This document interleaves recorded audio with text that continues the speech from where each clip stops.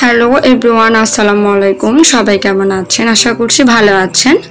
আজকে আমি আপনাদের সাথে মজাদার একটি লেবুর খানদানির শরবতের রেসিপি নিয়ে হাজির হলাম।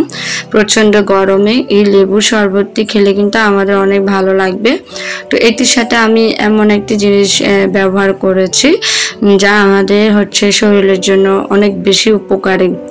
তো বন্ধুরা, চলুন প্রথমে আমি এখানে 1 লিটারের মতো ঠান্ডা পানি নিয়ে নিলাম। এরপর যা আমি 5-6টির মতো লেবুর ছোট সাইজের রস নিয়েছি। এখানে আমার 1 কাপের মতো লেবুর রস হয়েছে, তা আমি মিক্সড করলাম। এরপর যা আমি চিনির সিরাপটি দিলাম 1 কাপের মতো করে। তো আমি 30 মিনিটের মতো করে চিয়া সিড 3 চা চামচের মতো করে ভিজিয়ে রেখেছিলাম। সেটি এখন আমি পানির সাথে মিক্সড করে নিব। তো আপনারা ভালো করে জানেন চিয়া সিডের উপকারিতা, এটা আর নতুন করে বলবো না। চিয়া সিড আমাদের শরীরের জন্য অনেক ভালো, এটি প্রোটিনের মতোই কাজ করে।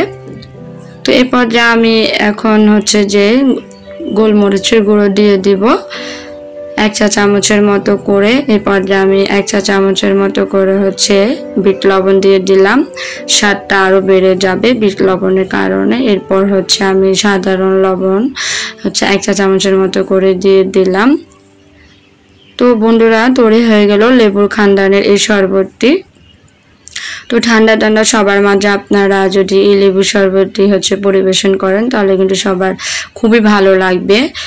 বাইরে যেহেতু প্রচণ্ড গরম, বাইরে থেকে কেউ আসার পরে যদি এই শরবতটি আপনারা দিতে পারেন তাহলে কিন্তু মন থেকে আপনার দোয়াটা চলে আসবে। আসলে বাইরে প্রচুর গরম। তো বন্ধুরা, আশা করছি আমার এই ভিডিওটা আপনাদের ভালো লেগেছে, আর অবশ্যই বাসায় তৈরি করে দেখবেন। তো আজ এই পর্যন্ত, ভালো থাকবেন। আল্লাহ হাফেজ।